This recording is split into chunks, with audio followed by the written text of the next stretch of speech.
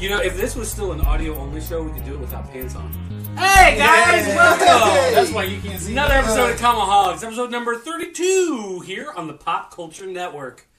As always, this guy hasn't done all his reading. I don't have anything more to add to that. I'm just throwing that out there. I'm just making it known. Making it known. That's the punchline? That's it. That's all I got. And thank you. Good evening. Yeah. We'll see you next time. No, we've got a lot of stuff to cover here. We're going to talk a little bit about Wizard World, St. Louis. Really? That's your overall assessment right there. Okay. I picked up some independent comics. We're going to talk about those. The ones that you have available. We also read a couple of trades that neither of us have... Mine was a hardcover, not a trade. No, mine was a trade. And, whatever random stuff we're reading. And then at the end, we'll wrap it up with some preview of C2E2, which is coming up this weekend. Yay! Yay! We're getting wasted in Chicago. I hate you guys. So, you're welcome. I'm jealous. Yeah, well, you should be. So, you want to get started? Sure. Where's your stack? It's right here. Okay, let's jump right into Superior Spider-Man. Let us jump right into Superior Spider-Man. Let us do that. Starting, which we shall much with that. Well, be just get everybody up to speed. committed. As we know, Doc Ock has possessed Peter Parker's body. Peter Parker is presumably dead now. He is now a ghost that can still somewhat influence Doc Ock in Peter Parker's body. So in the latest issue, number 8, Doc Ock is able to actually figure out that Peter Parker's inside his mind. And now he's going to attempt to get Parker out. Which, by the way, issue 9... But you're also skipping a few things. There was an intervention by the Avengers. Well, I was going to set up something here. Okay. I was trying to get to a particular point. You just jumped right into the end. You just had to, you know. I know, because I was getting to up here. Which the point being that number 9 is sitting there waiting for us. We haven't read yet, but we will read it and we'll talk about it on the C2E2 episode because we'll record a Comiholics while we're up there. So tell the folks about our C2E2 episode coming up. 'Cause I'm kind of excited about it. We're going to record a show at C2E2. But didn't the new what? The new format? Well, no. We'll do a Comiholics. Okay. At C2E2, but then we're also going to do the first episode of Pop Culture Network, the show, at C2E2. Which will probably... So 2 shows. Basically, so there'll be a Comiholics light, if you will, involved with that. Basically, we'll do a Comiholics up there talking about whatever we've read and then some of the stuff comic-related. But for Pop Culture Network, the show... we're actually going to attempt to do some maybe quick interviews with a couple creators up there, talk to some guys in Artist Alley, along with some of the toy stuff and video game stuff we will also be covering for Pop Culture Network, the show. Very exciting. But we'll have the comic-specific and comic-centric episode of Comiholics drunk from the hotel room at the Hard Rock Hotel in Chicago. Thanks to our boss. Because, yes, we're staying at the Hard Rock Hotel. Downtown. Last time we were in the David Bowie suite. It was really cool. Well, no, One time I was on the Tina Turner, and it was fantastic. Well, David Bowie's. There's a picture of David Bowie like in front of the toilet. So when you're peeing, it's he's like looking down. Shut your mouth. But the front was like Fleetwood Mac or something in the TV room. I was like, that's stupid. Rock, but the bathroom, the bedroom, that was all Bowie. And I'm down with that. So, what are you guys' major plans for C2E2? Well, wait. Do you have anybody? We will talk about C2E2 at the end of the show. Really? We'll get to that. For now. All right, now what's the other crap you want to talk about? Superior Spider-Man? I'm afraid to talk to you now. I know, man, you're angry. Let it out. Drink a beer. Chug it. So, no, what else I want to talk about was Superior Spider-Man. Mother Superior Spider-Man. Is, this whole part where Doc Ock is still a killer, In fact, he killed that Mayhem guy.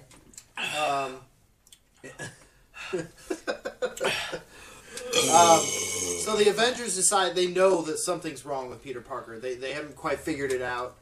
So they decide they're going to basically give him a physical and run him through the ringer and try to figure out what's wrong with Peter Parker. Because Peter Parker's not a killer. Peter Parker's not like this this person that'll make really quick decisions that could terminate somebody's life, you know, and it gets out of hand. The Avengers do all these scans on him and stuff. And at the very end, Captain America is basically like, nope, he's not a Skrull. It's like they weren't, you know, they're looking for everything else other than the fact that it's Doc Ock inside his brain. Doc Ock's soul is, you know, possessing Peter Parker. And then, like you mentioned in issue 8 at the end, Doc Ock gets this, like, brain scan machine that, it was kind of clever. I like the lines in it, towards the end. Well, why don't you grab that issue and read off some of those lines? Yeah, what you got? We're on a highway to hell tonight. You're on the wrong issue. It is 32. That's the issue before. You need the one after with Cardiac on the cover. I just had it. There it is. Uh-huh. Hold on, folks. Riveting. Hold on. Riveting. Drum roll. This part. I don't know. I just... Peter Parker's talking about, you know, yeah, don't get used to it, Otto.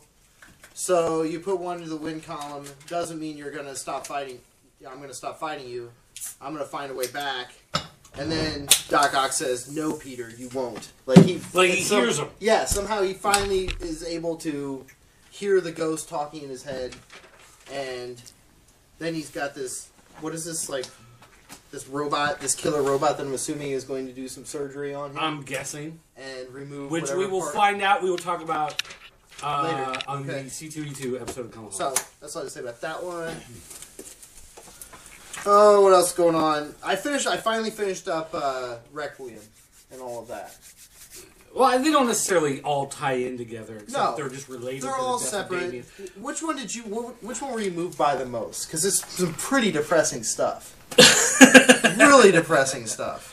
Was it this one? Was it just the regular Batman title? Which I know. I don't remember what happened. I know you don't like the specifically art in that one, each. but... Like I'm trying to remember what the storyline was specifically in each of them.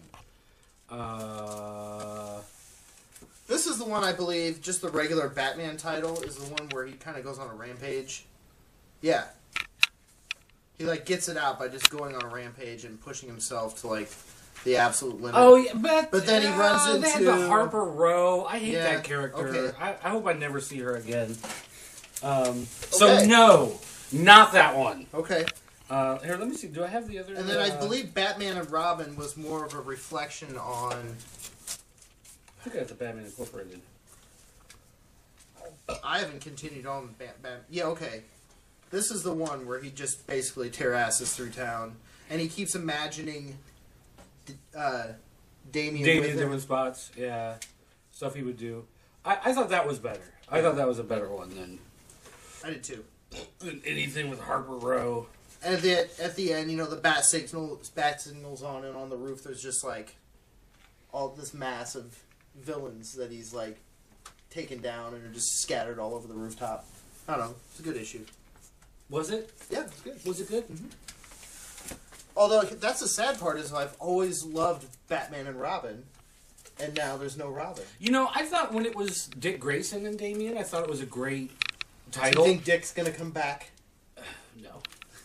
No, because he actually left. He left Gotham. He moved to Chicago. That's right. Yeah, he's no longer in Gotham City. Like, he got away from Batman. But he went to, like, a named city? Yeah, That's what it's kinda like. he went to a real Right. city in the DC universe. Yeah, Not right. That What doesn't are you normally saying? happen in the What you DC. talking about, Willis? Let's see. Oh, no, Batman Incorporated. I like Batman Incorporated. The follow-up, because it showed him defeating Damien's grown-up clone that killed Damien. It shows Knight, the British one, his royal funeral, and the Squire becoming the new Knight, which I kind of like getting that follow-up type of stuff.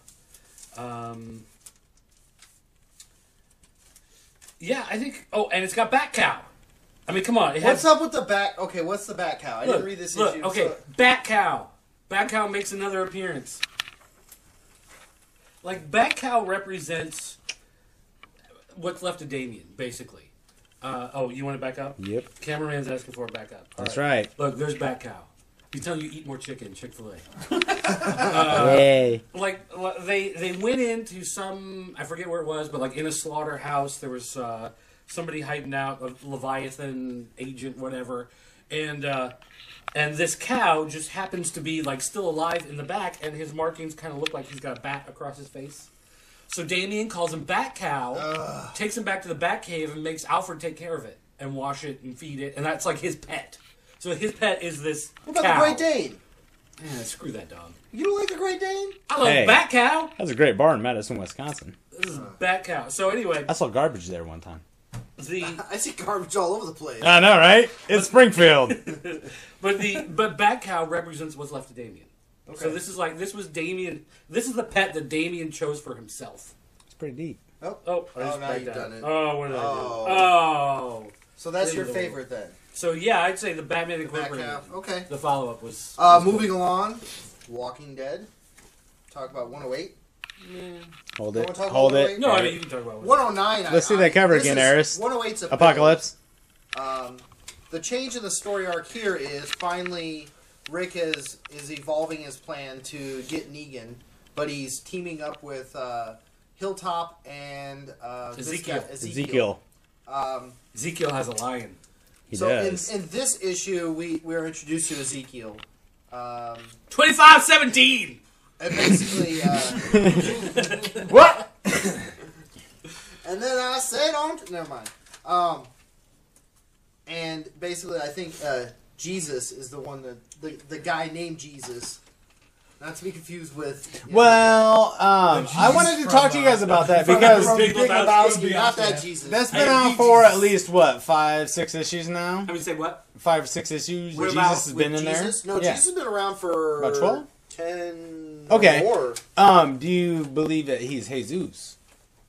No, actually, they reveal it in issue 109. His name is actually like Patrick or something.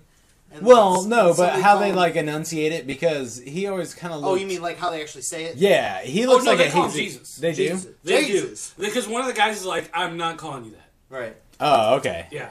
He was like, I will not call you Jesus. Yeah. Well, hey. Everybody else calls him that just because he's kind of this grubby looking dude with long hair. But he's the one kind of bouncing But- back and forth between. He's our new Ezekiel Tyrese, I and- feel. Well, actually, more like the new Glenn. You think? No, Yeah, because Glenn was no, always you don't know that kind of resourceful get to and- kind of person though. Tyrese, when he first came on, he was hot. He was hot for a long time, even up until when he was locked up in the gymnasium or whatever it was at the prison. Right. And then what was he in there with, a hammer, or didn't he have some small implement? That was actually the last episode I read. And Yeah, he but- I'm a little behind. he came out. Remember, they came after him 2 days But later. it's not about the toughness. And that's what they it's used about on the Carol. resources. That's what they used on All Carol. right, camera guy apocalypse. Yeah. Okay. Anyhow, take that, Ding, guys. ding, ding. You guys, do you want to come sit up here for a minute? No. But I do want to add my little 2-bit to The Walking Dead because I do follow. I hate you guys. Well, Bud Light for everyone. what we're finding out is Negan has a lot more enemies than he thinks. He's got the people that he's tortured in his own clan that are turning against him. He's got Ezekiel, and then he's got the Hilltop people that Jesus is still trying to convince. And they're starting to realize that he's got a lot of people out in outposts watching over the different camps. Yep. So his headquarters really isn't that well defended. So now they're thinking maybe we can go in and do something about this guy because he doesn't seem to have that much muscle at the Although HQ. at the end of 109, Jesus figures out he may have told the wrong guy. Oh, Remember that? telling that his, guy's like yeah. disappeared. He's probably running right to Negan to tell him everything. But you don't know that. Yeah, we don't know. Major spoiler for the So- camera guy. There's a Anyhow, lot going on. You know, here. you had the opportunity to read it. I did, but you know what? It all sounds good, and I'll probably read it after this night, and I will not remember a thing. But it's funny, like. Hey, we'll head to the curve in after this. You won't remember nothing. Oh, that plug was sponsored to you by Pulp Culture Network. Just kidding. Right. But ultimately, this is. It's funny because, like, in the Walking Dead TV show, everything's building up to, that final firefight, and then it ended into nothing. Yeah. Whereas this is building into a real war. I mean, this is going to be. Yeah, okay, I we'll can't talk see about how this could be dissolved into not being a big battle. Let's talk about the TV show for just 1 second. We're going to have a big battle where everybody just basically runs away. And then the governor shoots everybody except for his 2 guys. They disappear. Right. Yeah. And now you've got a busload of old women and children coming into prison. That's not a good setup. No. It's not a good payoff. No. Like, in no way does any of that bounce out and make me happy. Oh, how'd you get that all wet? I don't know. Did you pee all over that? Yes. That's not a good idea. You must not like that one. Kids, do not pee on your comics. Not on your bags of boards. We do not support that. The more Anyways. you know. So I guess we both agree on how that's all going on. Oh, I miss those Saturday mornings. All right, so what else you got? Oh, well, as you know, I got a new tablet, so I don't remember all the digital stuff I read. So I'm just going off paper Well, why don't you here. pick up the tablet and look through it? It's like what I read before. It's on what? Oh, it's on the old tablet. Yeah. Oh. Okay, what about Uncanny Avengers? Do you care anymore? No, I'm really annoyed with it now. I'm really annoyed. That book is just junk as far as I'm concerned anymore. I think the artwork got better when Cassaday left, which is really weird because I've always enjoyed his stuff before. Copio or Coipel? Well, no, now they've got new people working on it. Cassaday's out. I don't know if he just got too slow and they need people to fill in or what the deal was, but he's out. And then the last couple, they've had Thor fighting with Apocalypse, but it's like young Apocalypse, so he's not as powerful. So yeah, it's like, why is this happening now? Like, why are you telling us this story now? Obviously, it's going to set up for something, but I don't really care. You know, it's like you got to make it count while you're doing it, not 6 issues in the future. Oh, look at your password.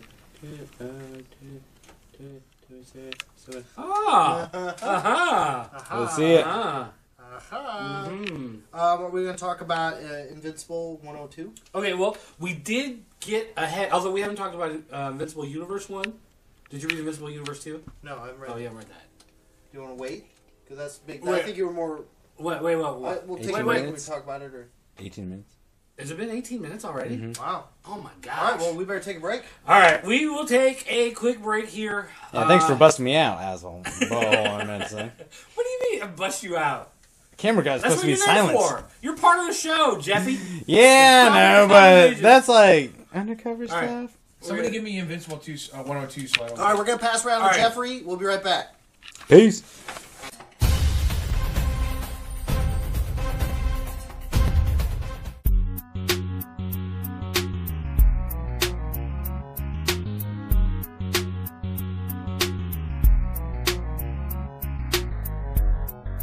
So, folks, welcome back. We're going to talk about Invincible 102 and Invincible Universe 2. number 2 as well. A twofer. A 2 for Boofer? Yes. These are not out yet, so we can't do complete spoilers. Or like a 1.5, really. Yeah. I wouldn't say a 2 for... One was not quite there. You don't like Universe, right? I didn't care for it. Okay. Did you like the first issue of Universe? Well, he hasn't read one. I just like. I just read the him second two. one. To be honest, I've only read half of the one I gave a half rating. Well, at the end of one, we realized that with that gangster guy with the metal jaw thing. The old man. Yeah, he has this Dragon in ancient him. dragon spirit that's inside of him. And he was in the regular Invincible, right? He He was, yeah. Yeah. He was like a one-hit wonder villain. He didn't, he was, and that's the He thing wasn't that really... Kirkman loves to do this. Like he'll show you a villain. The villain may get defeated or disappear or whatever, but they always seem to come back. Like he never forgets But old storylines. Kirkman didn't write this. Hester. Phil Hester writes Invincible Okay. Universe. Well, it's okay. So- It's in line. But it's a similar vein. Yeah, it's in the Kirkman universe, Right. but it's actually written by Phil Hester. I thought the writing style was similar, though. Well, It is, Hester well. Hester chose to bring back this character. Well, Hester also wrote, I believe he wrote Guardians of the Galaxy, or Guardians of the Galaxy, Guarding the Globe, Okay. with the Global Guardians, that mini series, Yeah, that yeah. 6-issue thing.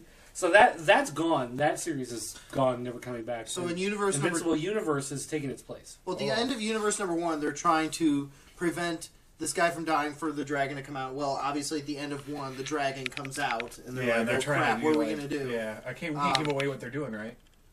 No, I guess we really can't. Wait, we can talk about why the dragon comes out, because they talk about that in the first issue. Okay. So why? Tell us what's going on with the little lockjaw Asian man with the dragon inside of him. Well, okay, they did a short excerpt on his background, and I don't remember it. It was not memorable. He's basically he's really old. A lot of his body is robotics. There's very little of his human body left. Right. And as he loses body parts, it's becoming harder for him to control this dragon. So Robot is hoping to work his brain and take part of the brain and do some work on it, whatever, and somehow augment it, make it stronger, so this guy has better control over the dragon. So there'd be enough humanity left inside. Right. Well, at the end of the first issue, Dragon pops out, starts destroying stuff, and they go, okay, something's obviously wrong. So here, you find out... What was the first hint? The dragon? So you find out that the guy is basically unconscious. His brain is not responding, and so this has made the dragon come out, and this guy is slowly dying, and as he's dying, the dragon is getting more powerful. So Robot has to try to find a way to save this guy's life so that the dragon doesn't become all-powerful and destroy the world. So that's basically your setup on that. Right. Okay, so without giving away how he is able to defeat the dragon... oh, well, it's understood. Yeah. Because the world doesn't end. That would be the end of their comics line. So obviously they say... It's going to be an ongoing series of 2. But, so what are some of the stuff like... There's the Thor. Well, there's new characters. So there's like Kid Thor. What do you think of Thor? This Thor character? And they call him Kid Thor too, which I thought was it's just kind of funny, whatever. But if he lets go of his hammer, he starts to die. Yeah, like he starts crumbling into dust. Right. Because he's so ancient and old. Well, so he can even crumble into dust, and as long as somebody puts the hammer back in his hand, he comes back to life. Whoa. So, which is funny because he's like making out with his girlfriend, but he can't let go of the hammer. He's like, it will always be with us. She's like, always? I really want to get used to it. I really want to make a crass joke about not letting go of the hammer. Hit the top. Hit the top. I'm always carrying a hammer.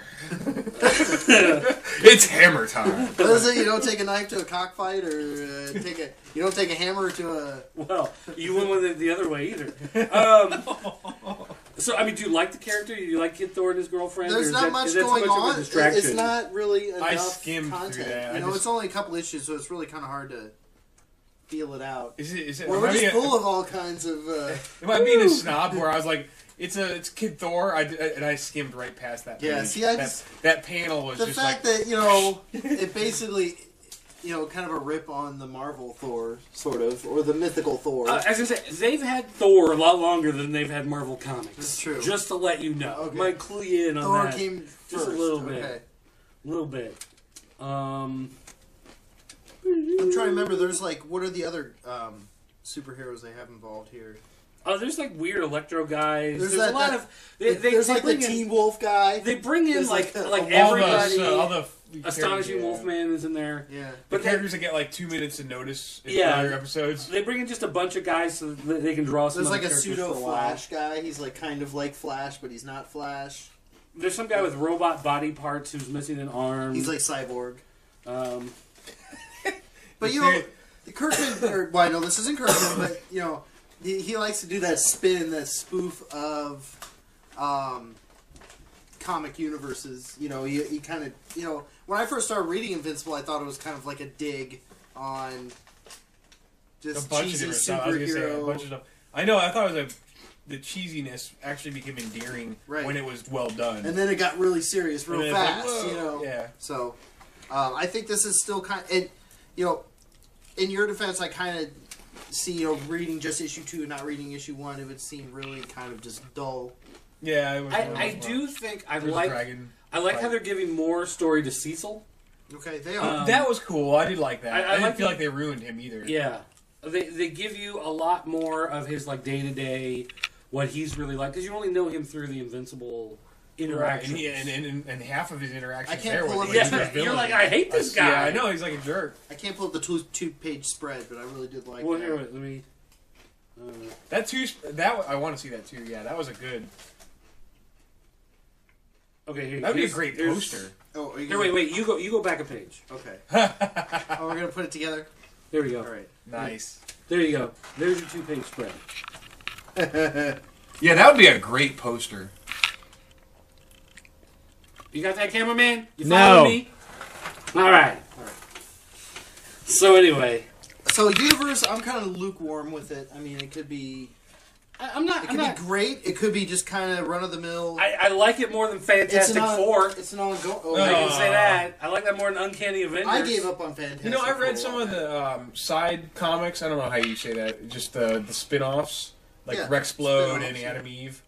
And I thought they were pretty good. And then this one, it didn't really like. I like this more than the Rexplode and Adam Eve. I don't know. I thought Rexplode was pretty cool myself. All right, so now we're going to talk about Invincible 2. Invincible 102. Coming out, what, May 4th? Is that when this comes out? Something like that. So, Invincible 102, obviously, we don't want to give away too many spoilers. Like this one? Yeah, you can't really mention that. You really can't mention any of the comic, really. But it's, you got Porn Stash Alien and Porn Stash Dad get into a fight. Because obviously that's the setup for that at the end of the last issue. Well, okay, can we talk about the fight a little bit? Yeah, we can talk about the fight. It's pretty brutal. It's a Viltrumite fight, yeah. Yeah, it is. It's very typical. Every bit as gory as the previous fights. This feels more like the fight that should have been in Invincible 100 than the fight you actually got in Invincible 100. Right. Which wasn't much of a fight. It was just a beat down. Right, and then it didn't even end the way we thought it was going to end. So. No, that was kind of... It's like, he's dead. No, he's not dead. That was actually a clone. Yeah, it's like, oh my god, they killed him. Well, this is awesome. And like I said, I believe the last Comiholics, I kind of knew that was coming because his body was naked. It's like all of a sudden, first he had a uniform on, and then he's naked. And he gets his head crushed, but... So. I just figured he was going to regenerate from whatever. Also, one thing I will say, Porn Stash Alien does actually lay out the whole kind of history of the dad. They hinted at, which is they've done a really good job of that. Right, well, because they kind of gave you like little hints along the way of what was going on with the son. Well, you always story of the son, but here it's like straight up telling the dad, all right, laid out for real. This is what it is. And they tie into the earlier comics where they've rendered the Porn Stash Alien. Is that what we're calling him? Sure. They rendered him with a bunch of stuff, and you're like, what is he doing? What's going on with? I don't want to give it away, but they showed him in his. Brooding on his throne, and they kind of explain some of the background from some that of the choices comic. he's made and why he got into power and all that stuff too. So yeah, I enjoyed this was this is a key issue. Yeah, it's getting back to the heart. I thought this was more interesting than 100. Yes, I'm gonna throw that out there. I was not that interested. This could have been 100. This should have been 100. Yes. Well, that's what I just said a minute ago. Yeah, well, I agree. If you said it,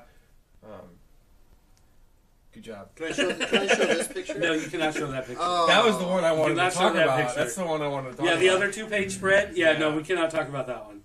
It shall not be named until, what, the 4th? Yeah. It shall not be spoken of. But needless to say, if you, read Invincible, and then, after issue, 60, whatever, you kind of gave up on it, and whatever... Now's the time to pick it back up. When 102 comes out, pick up 102. Right. And just start from here and go on, because this is going to explain so much stuff. You're going to enjoy it. The brutality in this. Yeah, the fight is Well, definitely we can show this fight scene, right? I mean, that's not a giveaway. They don't show... This is right before it gets really bad. Yeah, you can show that, I guess. So zoom in. So that's a prelude.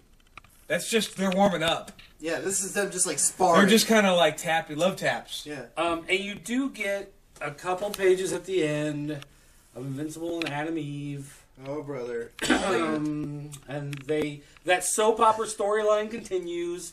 Won't say what happens, but it's there. I'm done with that. You know what I mean? It's well, we almost speculated that Adam Eve was going to die. And she didn't. Yeah. And that was just kind of oh. I'm pregnant. Yeah. Yeah, she's still alive. Oh. Yeah. Okay. All right, did you have anything else in your stack you wanted to talk about? Because we Mm-hmm. kind of off shot. No, because we still got Wizard World. I'd like to talk about Wizard World. I've got some stuff to talk about. Okay, go for it. Let's talk about some stuff here. let's get some stuff going. All right. Great. Now we got 2 stacks. No, we're gonna skip some of this stuff. I will say, Batwing. Yay! Batwing.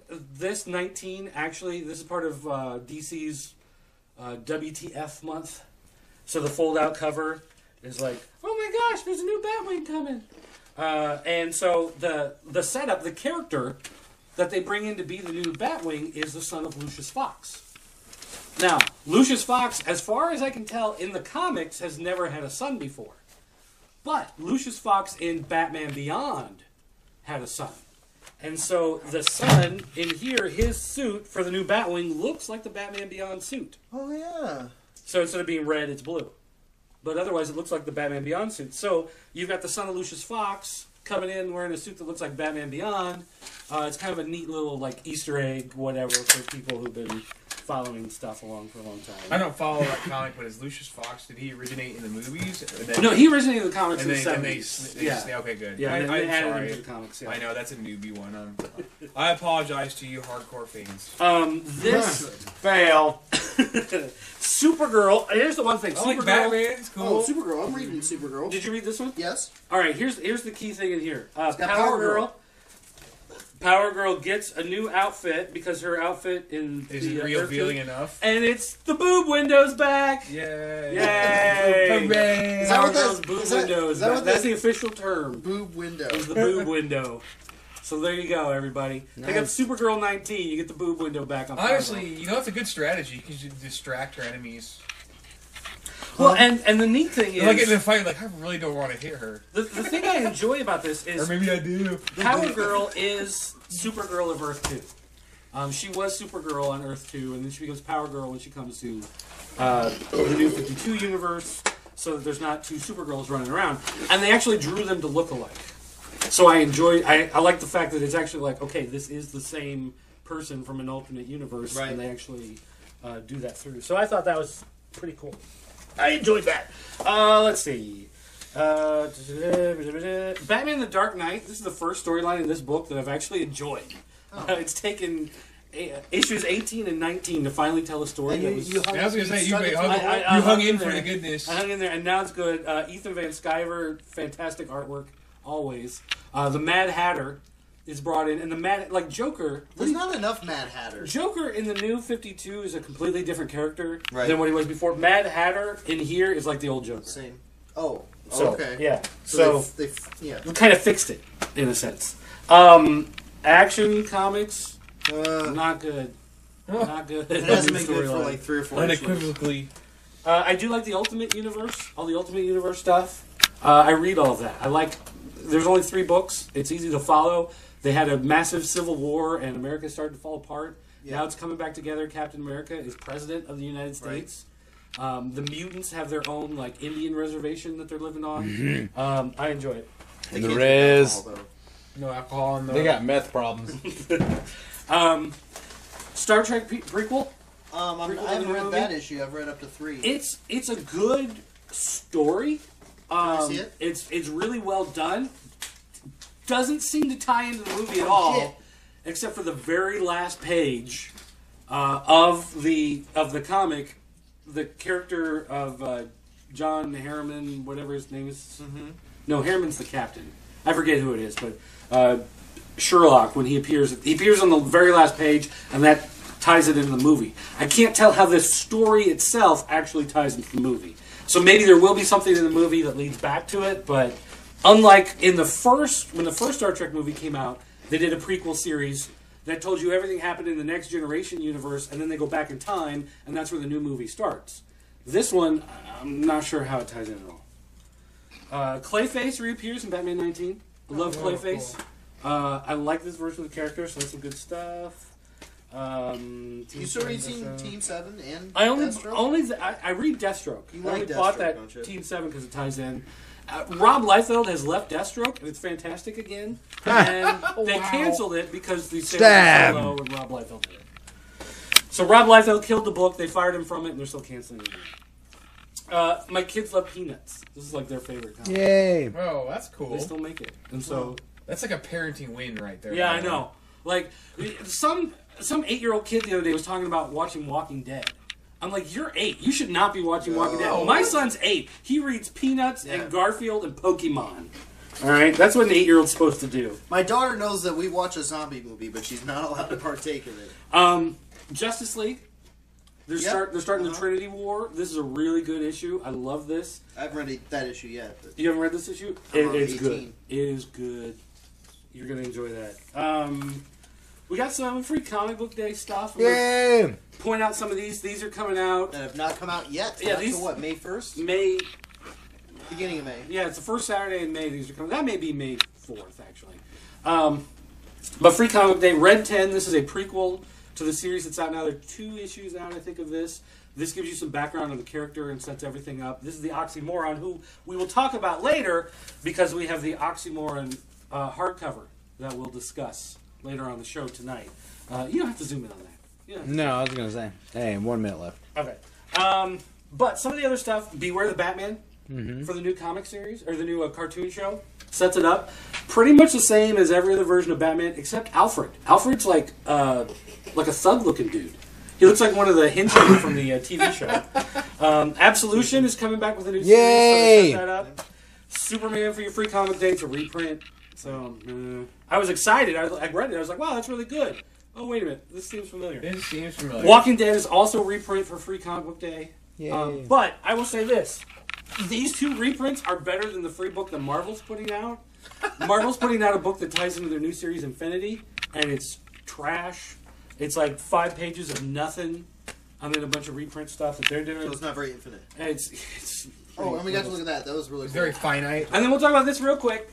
TMNT? This came out. This is from the original series. Wait, are they aliens?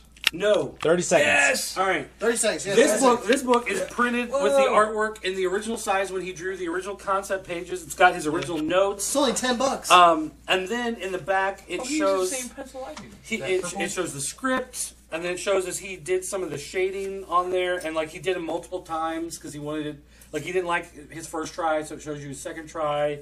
You know, so you can get an idea of the process and his notes. Good stuff. We're going to a commercial. We'll be right back after this.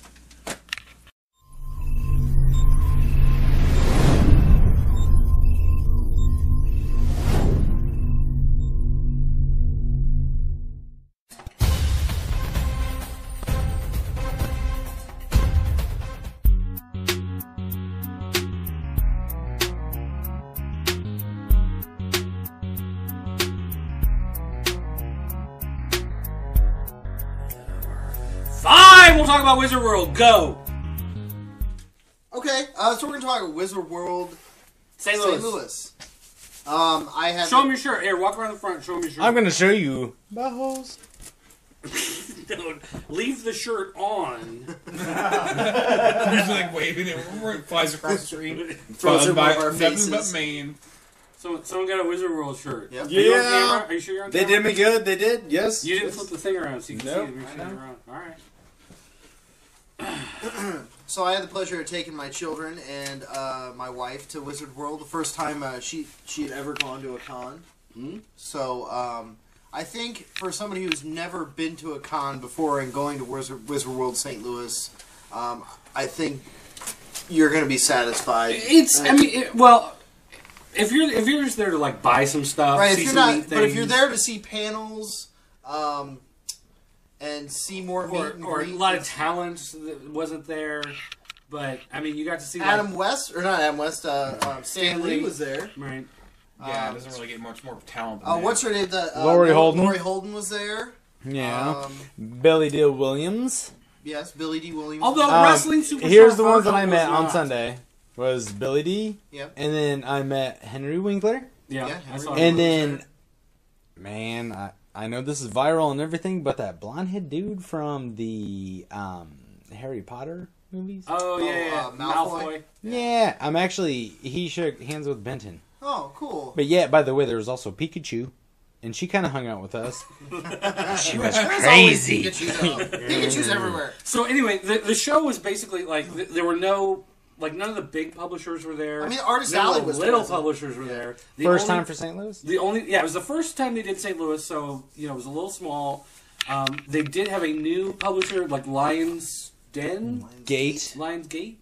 No, not Lion's Gate. Was that Lion's Pride? Was that the one with the interactive, like you got a bag and stuff? That was neat. They're doing all digital comics. Yes. So it's all like online, no print. Right. They're the first company that's like, they have a lot of money. I mean, they had their advertisement was great. They were giving away, like, you could win, I guess, iPads. Yes. If you found like these coins hidden around, you could take them up and then spin the wheel and had a chance to win, whatever. So, I mean, they were the only publisher that was actually there, and they were a significant size booth in the middle. I saw them. I walked by them, but I had 2 little children I was chasing around. I was basically buying everything they saw while they were there. So. That was the best time. I know, that was great. No, because we got a bag from them and a T-shirt. I didn't have time to, like, because my 3-year-old was all over the place. I didn't have time to, like, stand and wait. I will say I'm gonna, like, beg to differ for both you two, because they made me feel like, is that Radcliffe? Is that the one that did Time Bomb, and they did a few other of, like, the 3-part issue they were almost like graphic novel size. I know the company you're talking about, but I can't think of it off the top of my head. I think it's Radcliffe. But is it not? But that's what it made me feel of, because it was just like, wow, very cozy, but yet they did shoot the whole digital. And in my aspect is that they put a lot of money in advertisement just for that one booth. Yeah, I mean, well, like I said, they obviously have some money behind them. I was very impressed. And yeah, I'm going to come back to it because it was Family Day, and man, those guys did us right. Yeah, I mean, I had fun with the kids, and for that sole purpose of just the kids, you know, and it's overload for a small child. You know, there's just so much to see. You know, and it was a great experience on that level. They did have the people that build like the R2-D2s. Yeah, yes. They're this big and interactive, and they had a couple of those that would walk around. And a lot of toy booths and stuff, so it was perfect for the kids. But yeah, yet again, for somebody who press going into something like that. You're not gonna meet a whole slew of talent. There was definitely a lot of talent there, but not like you're gonna see at C2E2. And there's no panels or anything like that. Why are you kind of sounding biased there? They had panels there, but the panels were smaller. Normally if you go to like New York Comic Con, C2E2 in Chicago, San Diego Comic Con, those will have like the DC editorial board up there talking about all the books coming out. They'll do like Jeff Johns and Jim Lee will sit there and talk about what they're writing. Bendis will be there talking about what he's writing. None of that was happening here.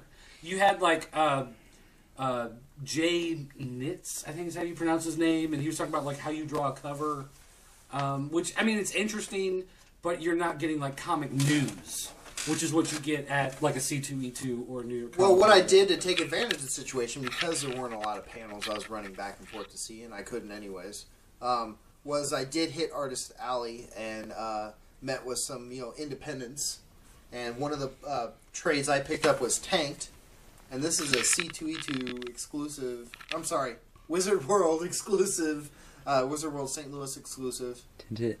It's got a little glare to it. Tint it. There you go. Good. And I got to meet quite a few of the people involved with this book at the table, and they signed it for me. Good. Nice guys. Actually, and they were very open to discussion about this. This is... I really love the cover. What? Wait, which company is this? This is Ink and Drink. Ink and Drink. Is the name of the publisher. Comiholics? That sounds like Comiholics. Yeah. Exactly No, the guys are really cool. This is a compilation of a bunch of different war stories. Okay. Do they have anything in common? No, they're all random collections. Okay. Everything from like sci-fi to Mexico, April 30th, 1863. So the Mexican-American War. Mexican-American War to World War I, Blood in the Trenches, to like a real bizarre. I don't even know how you describe this art. Well, you could show it to the camera. Yeah. I mean, the art is a wide variety. It's and the story is like, even this has kind of got that like Japanese animation feel here. Just the story before that. A lot of thought went into like putting this collection together, and it's all completely different. You know, this would be a great tabletop book. I mean, it's just bathroom book. Yeah, tabletop book. Put that in, like right next to the toilet so you can. No, I mean just the sense that you I'm gonna say you read like a 10-page story while you're sitting there. You know, save for the next time. It was hit and miss too. I have to say, you know, some of the works in here were. Some are better than others. Right. You usually get that in an anthology. Like this one here, like I don't think there's a single word spoken, and it's like a World War I like enemy ace, fight scene or air fight, and then this is like this like bizarre Lucifer Angel and Demons story, and it's like a 4-page. Actually, this one was pretty good actually, and then this one was really bizarre. This was like a spin-off of, like, let's say all of the Greek gods could like Facebook and tweet each other and text, and it was just really strange. Yeah, I really enjoyed it. I'm glad that I picked it up. It was $20 for this, but it was an exclusive, so I thought it was pretty cool. And they signed it. And I had an opportunity to talk to some of the writers and artists that did volunteer to talk with us if we wanted to. So overall, it was a fun read. It was a quick read. Great introduction. What I love about going down Artist Alley is because you never know. That guy that you could be talking to this year could really hit it big, and next thing you know, he's drawing for Marvel. You know, right? Or he's just a starving artist that just loves what he does. You know, I mean, you have to be really passionate about what you do to put this much work to putting together the straight paperback, and this is good quality. You know, so I appreciated the time that I had with those guys, with Ink and Drink. They're doing good stuff, and that's all I gotta say about that. Quick note. The company we were talking about is Lion Forge Comics. They actually debuted at Wizard World St. Louis. Oh, okay. Well, so their first foray into the public domain was at Wizard World St. Louis. So there you go. And then it looks like they're still... good for them, because they were basically the only real major publisher. Yeah, they were the only publisher that was there. That's a I was going to say, they made move, waves, at least in the St. Louis area. Right. And then they went to WonderCon in Anaheim. That was their second big show. So anyway, all right. So just to talk about that. And I also gave you a bunch of other like bizarro indie stuff. Did you any of them like off the top of your head? They're sitting in my house. Okay. So forgot to grab them. So no. I think a couple of those I wish I wouldn't have gave it time for, and then a couple other ones I'm like, wow, this is really good stuff. You know. Groundbreaking. But. All right. The book that I'm going to talk about here, this is Oxymoron hardcover. Nice. This was originally, I believe, a Kickstarter project. It's published through Comics Tribe. And this character of the Oxymoron is kind of like the easiest way to describe him is say it's their version of the Joker. And that's just the easiest way to put it out there. He's the maniac. He kills people. He laughs, has fun. That kind of stuff. He looks like Deathlock. And he's drawn differently because this is another anthology kind of like yours. So different writers, different artists. Like on the back, he looks like Deathlock. Yeah, well, and then there you go. But like Oxymoron, so he's wearing a button that says, I love deafening silence. He always looks for some sort of angle where something doesn't make sense. The stories in here run the gamut. Again, there's some that are really good. There's some that are terrible. Some of these things, some of the stories bothered me because they were so poorly written, and there are some that were so well written. It was hard to believe that they were, the same compilation. Well, I have to ask you, what do you think weighs more in your mind? A well-drawn book with poor narration, or the opposite? Like, I can get past artwork not being the best great. if it's a really good story that hooks you. Okay, I agree, because I really think that words matter. Prison Pit. For example, Prison Pit. I mean, the dialogue in it is a masterpiece. For instance, like this one, the Oxymoron is attacking people because Well, he always goes for the oxymoron, right? Okay, so he's going after this guy who he calls LL Fool K. It looks like The Mask. Well, hold on. Not LL Cool J, LL Fool K, because this guy is an actor and a musician. And he's saying you should pick one and not be both, because apparently it's an oxymoron to be an actor and a musician. Like, what? What? Like, that's poorly written. Okay, not only that, then he goes after Brian Reynolds because he's an actor that's doing both a Deadpool movie and a Green Lantern movie, except they swap the colors. Well, you can't be in two different comic universe movies. That's an oxymoron. That's not right. No. And then not only that, but LL Fool K, Brian Reynolds, but then right in the middle he goes, you've got good abs. Who's your teacher? Ravishing Rick Rude? Ravishing Rick Rude, that's a real name. So you avoided a real name, but then you use a real name at the end. So it's like that was the worst one in the. And he looks like The Mask. Well, he looks like Jim Carrey. In this particular one, he does. But if you turn to some of the others, like there's one here where he's attacking a beauty pageant, and as he's going through, he's slowly attacking and dismembering the women, and you just see this like he just gets bloodier and bloodier and bloodier. Cool. And there's Red and the Crimson Kid, who's Batman and Robin. Right. Except it's a female Batman, but Robin is basically the same. So it has that Batman and Robin overtones. Like I said, this is the Joker. Yeah. Right. So it does kind of follow into that same. You get kind of a quirky story where he attacks like this orphanage to steal all the Christmas presents, but one of the kids is like a total thug and kind of beats him up, and then wakes up all the other kids, so they think that he's Santa Claus. And it's kind of like a cute story of this homicidal maniac. Yes, homicidal maniac. So again, like all over the place with it, and some of these really stand out as really good, and some of them are just terrible. Right. So. Overall, though, I enjoyed it. Like, really, that one story bothered me the most. Like, if this story hadn't been in there, I think I would have enjoyed this book a whole lot more. That one just didn't make sense. But a lot of them just they really do have good artwork. The story is good.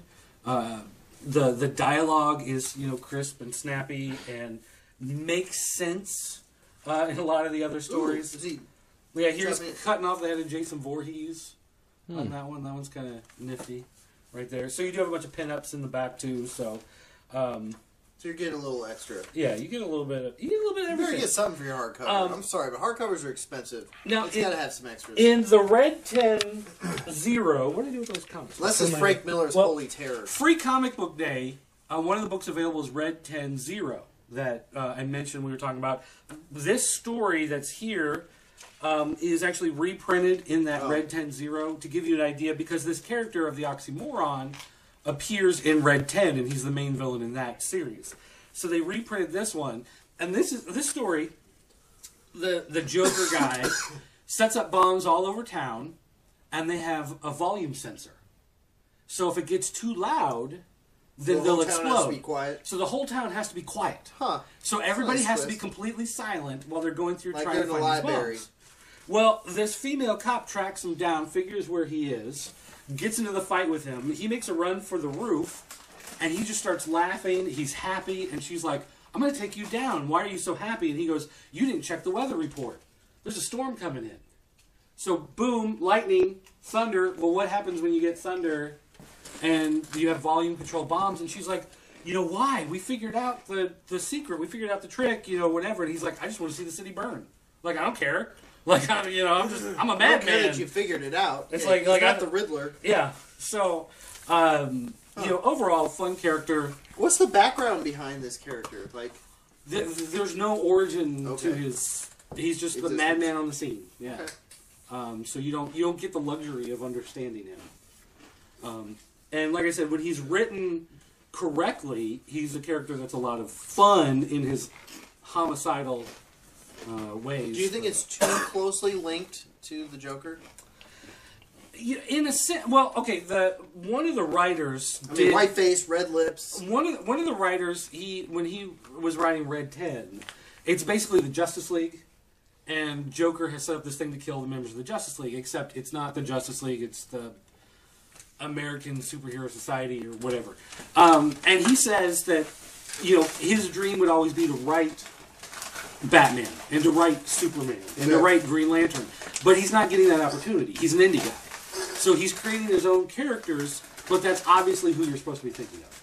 So you're supposed to think that it's like the Joker. You're supposed to think that it's Batman and Robin. That's obviously the point of it. Okay. It's just he's doing his take on those characters. He just doesn't have the rights to them. Okay. Basically.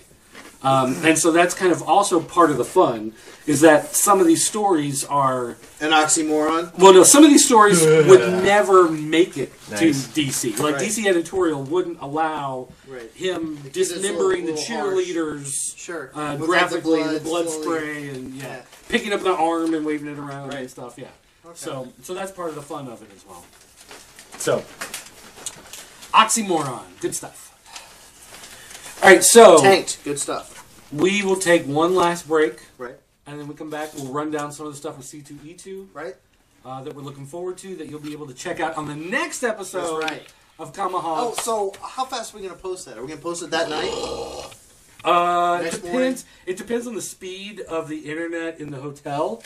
How was it last time? It wasn't that bad, was it? It wasn't that... You had to pay like $10, I think, and you got pretty decent speed. Right. So, it might be one of those things where Saturday night we set it to upload and we go to sleep, and maybe by morning it'll be ready to go. So, but anyway, we'll be right back.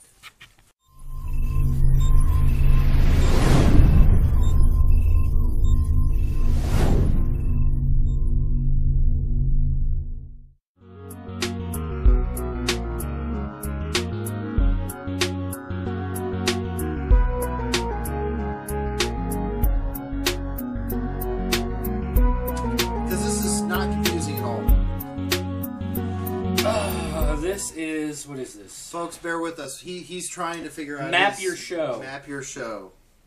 I don't see it. I see maps. So, we're both kind of messing with this this whole C2E2 scheduler, going through the exhibitors and the panels. I got an overlap. You got an overlap, huh? I got an overlap. Does it give you a warning? Age of Ultron is overlapping with Creating Comics the Comixology Way. You have to go to Ultron, I'll go to Comixology. Oh, we're going to split that up? Right, I think we're going to have to. Is that thing recording? Did he just walk out? I think so. I think we're recording. Let me check. Yes, we're recording. Huh. He didn't give us the Wayne's World. He just kind of took off. What a jerk. So, what you're going to go to speed dating? Since we're sitting here messing with this, because last year we had a lot of problems with the app. It was it kept crashing and I'm having problems with the app this year as well. So instead, I'm using their website. Look, here's the nice thing: if you buy a nice tablet will actually do the internet stuff like a computer, and you don't need an app. And especially mine, I have Flash on mine, so I can basically do anything that's on the internet on the tablet because.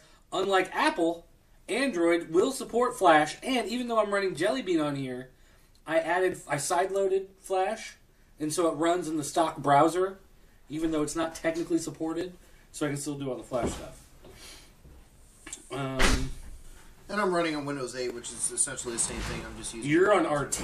RT. Not Windows 8. Windows 8 RT. Okay, so anyway, one of the nice things you can do here is if there's a panel here that you're interested in, you press the little plus sign, and then it puts it on your timeline at the top.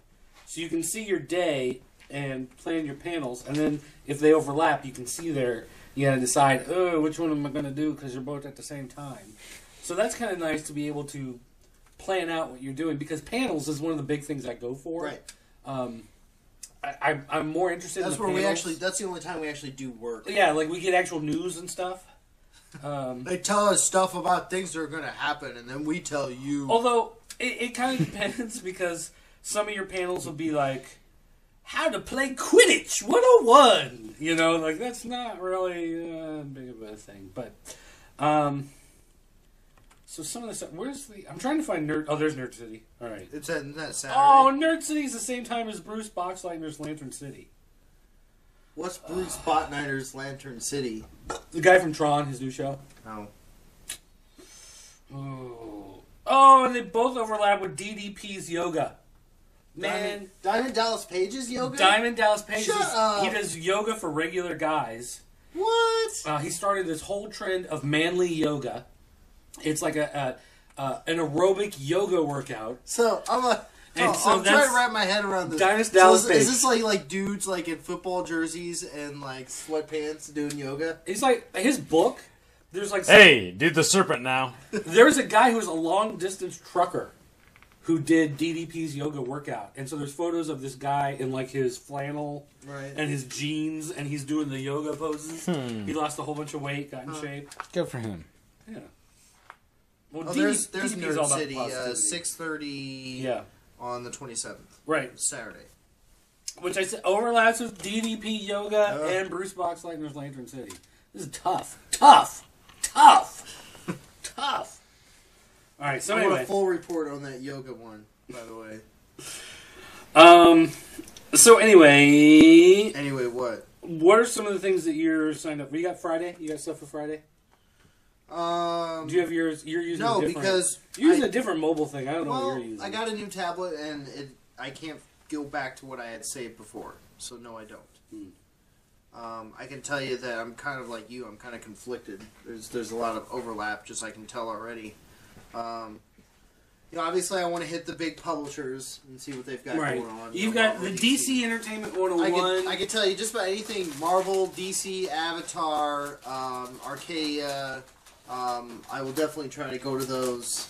And everything else in between will just kind of be where those... Because, what happens is with these big publishers is they take up a lot of time, and they usually are in, like, prime time slots. Right. So that's why you always get those overlaps. Like Archaea, I want to go to Archaea because they're going to talk about Labyrinth this year. I know they're going to talk about Labyrinth.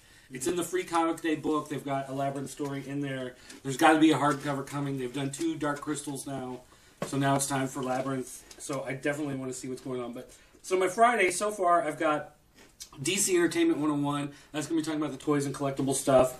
We've got New Frontiers in Digital Comics. That looks interesting. Those. I want to see that one. DC Entertainment All Access. That's another one. Digital First Comics, The New Trend. I'd like to check that out. Marvel House of Ideas. You can go to that one. Okay. DC, you already said that. Entertainment All Access. Breaking In. Yeah, Breaking In the Marvel Way, or whatever it's called this year. There's Beer and Comics. 6:30, 7:30 on Friday. Spotlight on Nick Spencer. White Scripts, Black Superman, Comics and Identity. Maybe something good, maybe something bad. It overlaps with DC All Access.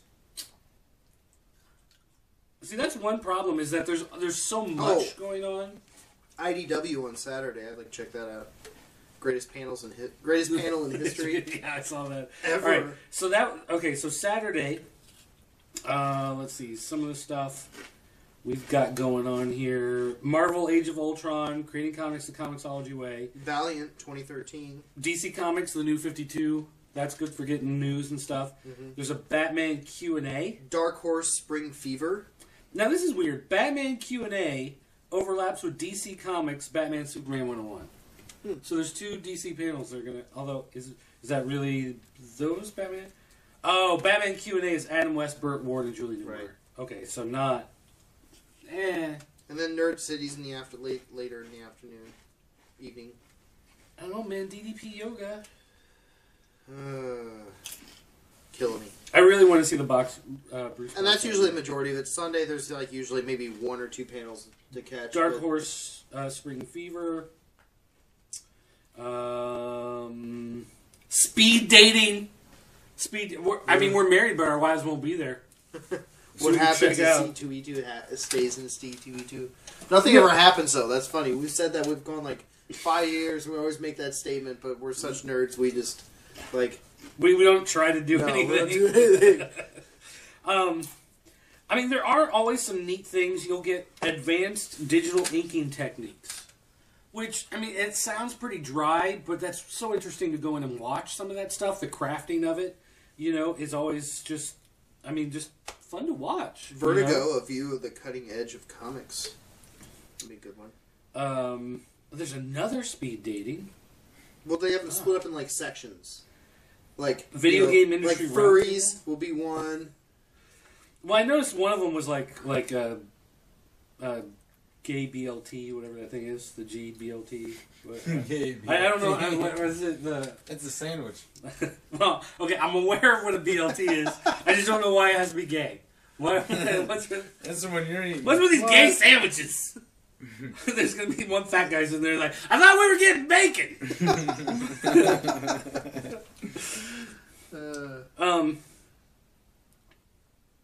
10 years of Marvel Mini-Mates, 50 series of awesomeness.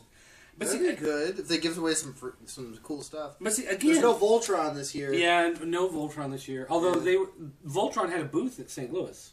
Oh, did they? At Wizard World, yeah. Oh. You didn't see the giant, 8 foot tall Voltron? I did see it. I did see it in passing. You can go over and say hi? An evening with Kevin Smith.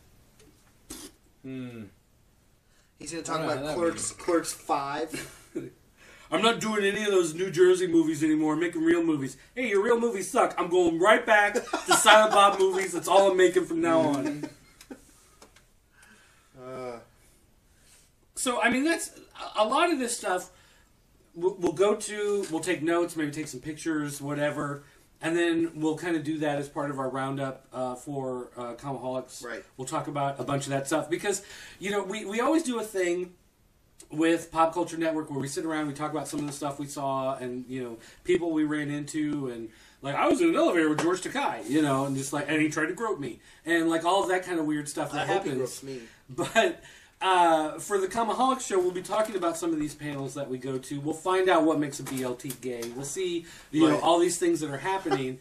and that will be the next episode of Comiholics, including some of the stuff we've read. We'll read the new Superior Spider-Man, some of those preview comics that we got. So, we'll still keep things current, but at the same time, C2E2 will be the main topic. Yeah, there'll be a lot of Star Wars Origami. Another speed dating. It's crazy. Jeez. There's a lot of lonely nerds. Amazing. Sven Gooley will be signing autographs. Oh, okay. That'll be interesting. Oh, Ron Perlman's going to be there too, right? Yep, he'll be there. That's kind of exciting. What about I have no sewing machine, but I must cosplay? Paper bags. Markers. Oh, Booker T. Booker T is going to be autographing. Oh, yeah. Also, the kid that does Carl, what's his name? He'll be there. Oh, yeah. Andrew will be there, and Tyrese will be there, too. Interesting. Felicia Day will be there.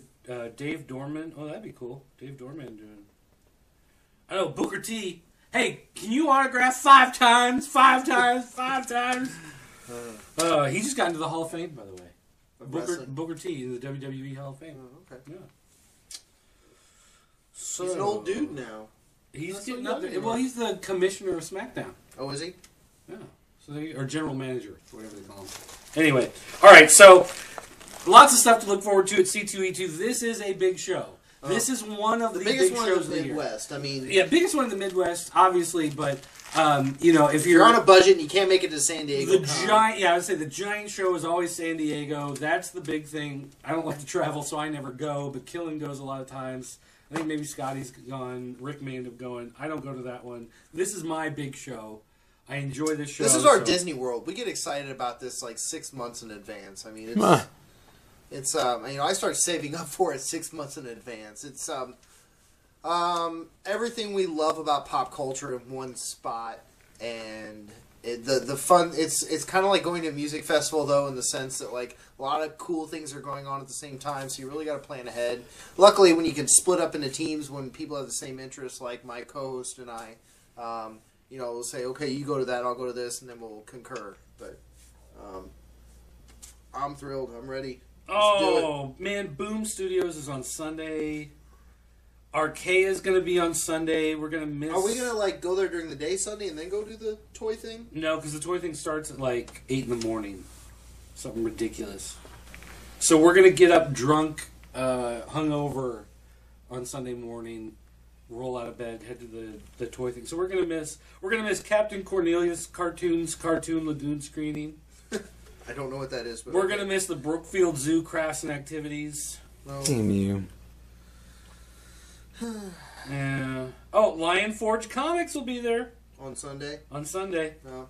But maybe they'll have a booth. They might They be an should have. exhibitor I would at this think one. so. So if they're there, we'll be sure to try to interview some of those Which guys. we talked. I really threw this idea out there. I think Pop Culture Network should step it up and we should get a booth. Well, not this year. Not this year, but I mean, one of the problems though is that we want to go out and interview people. That's No, what I'm we saying. can- Yeah, you don't want to be like in a booth. I mean, tied down to No, a we booth. could get some flunkies to run the booth for us. To have what at the booth? me, We Here's sell. a flyer. camera guy Dan. There's not enough space to sell stuff in a small booth. Like it doesn't work. Okay. It doesn't work. Oh, hey, do you guys want me to go down to that dollar store? The dollar store right Yeah. now Yeah, and get you some douches. What? because he can't go. Oh. Hey, you won't be there. Sucks to be you. I hate you guys. Well, if you would hang out like ever, then we Oh, could've gotten you a- whatever. Yeah, because Last time we hung out, you're like, I'm going to check for you. Damn, you might not go. Hey, Yeah. we could have gotten you on the press list if you had been here in like I December. know. Hey, you know what? But someone wasn't here in December. Keep talking. Someone wasn't hanging out. I know. Yeah, well, But we're all here together now. That's what matters. we'll get you Wizard World Chicago. Yeah, you guys just get my comic list and you got to get me the books. So. Hey, last time I think I went to a Wizard World. Yeah, one you time. did. You did get me some good ones from there, and you got them at another really good price too, by the way. Yeah. Hey, and let's talk about the Wizard World. You never asked my opinion. The one down in St. Louis, awesome for Family Day. Had a blast with my On son. Sunday? Like I said, I think Yes. for kids it was a great experience. Did you take your kids down there Well, Sunday? Saturday I did. Did you get the passports, where they got the stamps at the booth? No. Did No. you guys do that? I didn't take kids. Okay. How'd that One work? thing that Wizard did that was fantastic is they had a Here, come passport around on this side. for Here, kids. sit down here. Come over here and sit. Come over here and sit. Talk to us about Wizard World. I'll take a beer.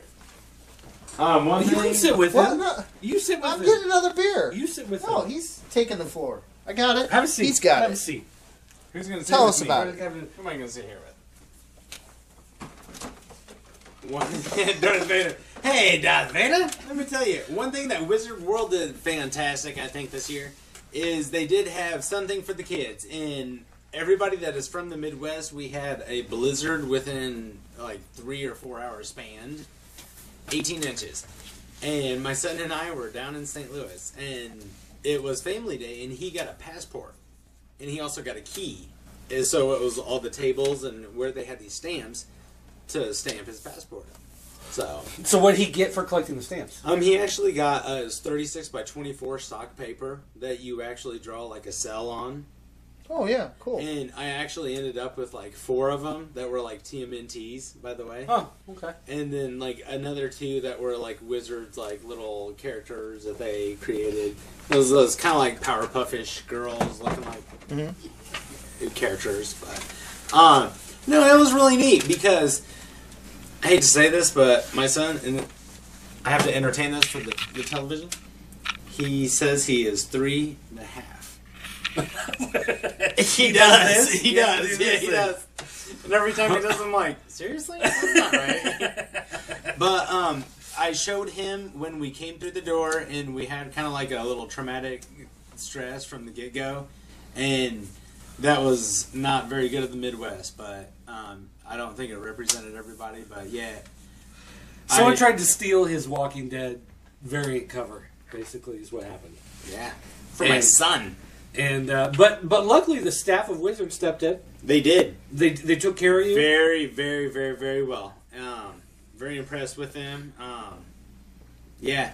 Somebody came up and took our pictures and also gave Benton and I some T-shirts. And by the way, I'm wearing tonight's podcast. Look at this plug, Wizard. And man, I saw this on Google one day. Didn't see it the next day. But Yeah, whatever.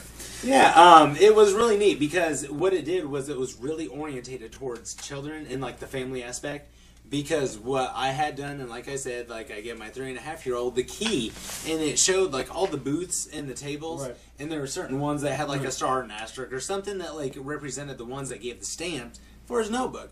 and his passport. And whenever he got his passport filled, he went towards this last booth, gave him candy. There was this guy that gave like balloons that he would make up into like a dog gun, whatever.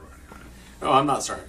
But yeah, look, I made a giant sausage. Here's my it's a worm. It's a snake. It's a snake. It's a worm. It's a sword. It's a club. It's duty. It's a spear. It's an arrow. But yeah, that's where I got that stock card, and I thought that was really impressive. The stock card was really impressive, and I think seeing some like original cells, and if I ever had money, I would not collect comic books. I would create like cells and like original artwork.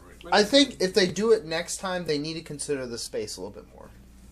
I think they could have spread it out a little bit more.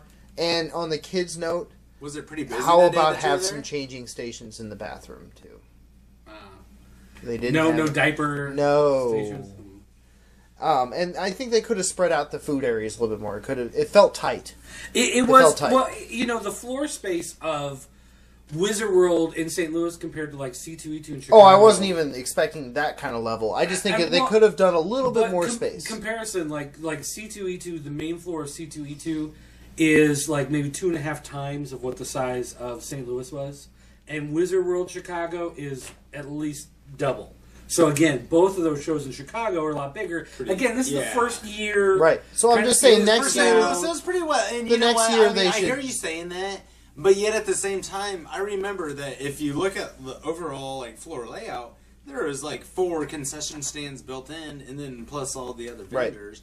Right. But yet, one thing I will say, and I'm kind of knocking you guys a little bit, there was too many Gold and Silver Age people, and I want a little bit newer. I want to finish my arcs. Yeah, there was definitely. And that sounds bad, but yeah, I love you guys too, like the Gold and Silvers. But again, you go to a bigger show, and you're going to have a lot more of everything. Yeah, you have that plethora, and I mean, and it's at least it's nice to see.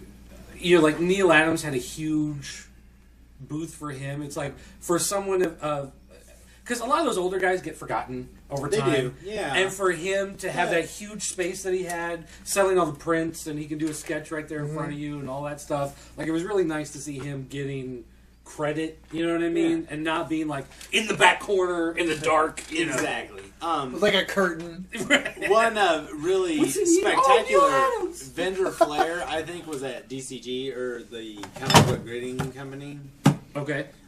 They had a really good booth, and they did well and they did some reasonable prices, like for the show only. Anyhow, so there we go. There's a wrap up of Wizard World. I liked it. A little foreshadowing of C2E2. Chicago.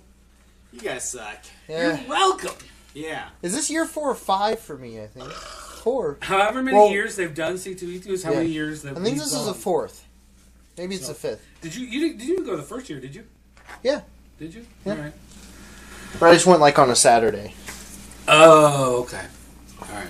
So. Alrighty, guys. Well, thanks for watching. Don't forget, head to popculturenetwork.com. We're overhauling the site a little bit. It loads faster. We got nicer menus, so it's easier to find stuff. So we're changing the navigation on the site to make it easier to find all that stuff. So look forward to that. We've got the new Pop Culture Network show coming. We'll still have Comiholics, so don't freak out. We'll still do these occasionally. And of course, always go to jointheforums.com, the official message board of the Pop Culture Network. You can always call our 24-hour voicemail line. It's area code 217-953-4025. Again, that's 24-hour voicemail. So don't do like my grandma does. Hello? Pick up! This is Rory. Are you there? Pick up! Dougie! I'll tell you what. Do you have unclean underwear? No. And I can't hear you because it's voicemail. But anyway, stay tuned. Keep watching. Thanks for watching this. And we'll see you guys next time. See ya. Be back in 2 and 2. No, we're not. But I want to do it anyway. Okay. Super. Did you turn it off? No. What are you doing? You doing Yoda? Guys, love it. 32, 21. I did 4, 5, 6, and a couple of spirit addicts between. I can't remember. What kind of Quaaludes? What are you talking about? Yeah, all the